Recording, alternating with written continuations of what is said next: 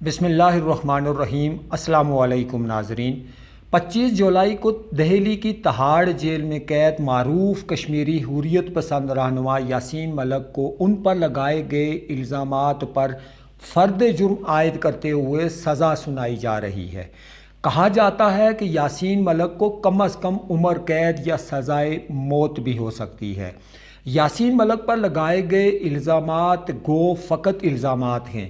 دراصل اور در پردہ بھارت سرکار کی طرف سے یاسین ملک کو مقبول بٹ اور دیگر کشمیری رہنماؤں کی طرح راستے سے ہٹانا مقصود ہے۔ بھارتی قانونی ماہرین کے مطابق یاسین ملک پر لگائے گئے الزامات کی زیادہ سے زیادہ سزا عمر قید بنتی ہے، مگر چونکہ یہاں معاملہ بھارتی حکومت کی طرف سے لگائے گئے الزامات کا نہیں بلکہ اس جرم کی سزا دینا مقصود ہے جو جرم کشمیری 1947 سے لگاتار بلکہ نسل در نسل تواتر سے کرتے چلے آئے ہیں، اور وہ جرم وطن کی آزادی کی خواہش اور جد و جہد ہے۔ اس جرم کی پاداش میں کشمیر کی دھرتی 1 لاکھ سے زائد انسانی جانیں قربان کر چکی ہے۔ یوں تو تحریک آزادی پر جان نچھاور کرنے والا ہر شہید انمول، قابل تعریف اور قابل فخر ہے، مگر ان شہداء میں ایسی شخصیات بھی شامل ہیں جو تحریک آزادی کے رہنماؤں میں شمار ہوتی ہیں۔ میں اگر گننا شروع کروں تو پہروں درکار ہوں گے۔ بہرحال میں بات کر رہا تھا یاسین ملک پر لگائے گئے الزامات کی اور ان کے اصل جرم کی۔ ناظرین کرام، ہمارا دشمن فقط دشمن ہی نہیں، وہ چالاک، عیار اور مکار بھی ہے۔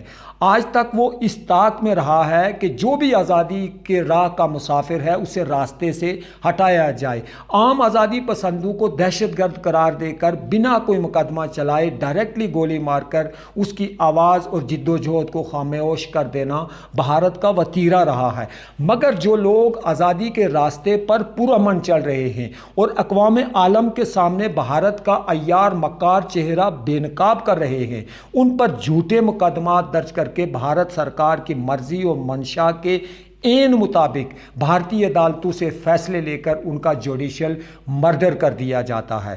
گو قانونی ماہرین یاسین ملک پر لگائے گئے من گھڑت الزامات کی زیادہ سے زیادہ سزا عمر قید سے تعبیر کرتے ہیں، مگر یہ اندیشہ بھی اٹل حقیقت کی طرح اپنی جگہ پر موجود ہے کہ بھارت سرکار یاسین ملک کو بھی عدالتی قتل کے ذریعے ہمیشہ کے لیے خاموش نہ کر دے۔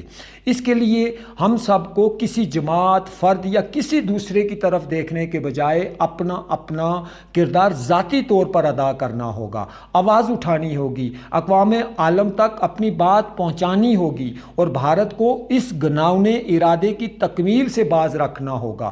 میں یہ بات اس لیے کر رہا ہوں کہ 25 جولائی کو ہی تحریک انصاف کے قائد عمران خان نے بھی مارچ کی کال دے رکھی ہے۔ سوشل میڈیا پر بعض درد دل رکھنے والے لوگ اس مارچ کے التوا کی یا تاریخ کو آگے کرنے کی درخواست کر رہے ہیں، حتیٰ کہ کل ہی کے دن یاسین ملک کی معصوم بیٹی اور ان کی بیگم مشال ملک نے اسلام آباد میں پریس کانفرنس کے ذریعے عمران خان سے مارچ 25 جولائی کے روز نہ کرنے کی التجا کی ہے۔ میری دلی خواہش ہے کہ عمران خان کو اخلاقی طور پر مارچ 25 جولائی کے دن نہیں کرنی چاہیے، کیونکہ ایک طرف تو اقتدار کی جد و جہد ہے تو دوسری طرف وطن کی آزادی کی، ایک طرف تو مراد اور طاقت کا حصول درکار ہے تو دوسری جانب جان جانے کا اندیشہ۔ سوشل میڈیا پر ہی 25 جولائی کے دن مارچ کے حق میں عمران خان کے حمایتی بھی تعویلیں پیش کر رہے ہیں، جو کسی طور پر میں ذاتی طور پر بطور باشندہ کشمیر تحریک آزادی کے حق میں نہیں جاتا دیکھ رہا۔ یہ یاسین ملک کے حق میں جاتی ہیں، نہ ہی عمران خان کے اور نہ ہی کسی اور کے۔ میں عمران خان کی نیت پر شک نہیں کرتا، نہ ان کی حمایتیوں کی نیت پر شک کرتا ہوں، حتیٰ کہ میں ان کے مخالفین کی نیت پر بھی شک نہیں کرتا، مگر میں یہ جانتا ہوں اور یہ میں مانتا ہوں کہ کچھ کم ظرف لوگ اس موقع پر بھی سیاست کا مکروہ کھیل کھیلیں گے اور نیتوں کو ڈسکس کر کے پوائنٹ سکورنگ کرنے کے ساتھ ساتھ دوسروں کو سیاسی نقصان پہنچانے کی ناپاک کوشش کریں گے۔ بہرحال دلوں کے بھید اللہ پاک کی ذات بہتر جانتی ہے۔ مجھے، آپ کو یا کسی کو بھی عمران خان یا کسی دوسرے کی نیت پر شک کرنے کے بجائے، اپنے دلوں میں وسوساس پیدا کرنے کے بجائے اپنے تئیں کوشش کوشش کرنی ہوگی، اپنی کاوش کرنی ہوگی۔ میں مانتا ہوں کہ یاسین ملک تحریک آزادی کا انمول ہیرا ہیں۔ ان کی اہمیت و افادیت ہمارے لیے عمران خان، شریف برادران، کسی بھٹو یا آزاد کشمیر کے کسی بھی سیاسی رہنما سے ہرگز کم نہیں۔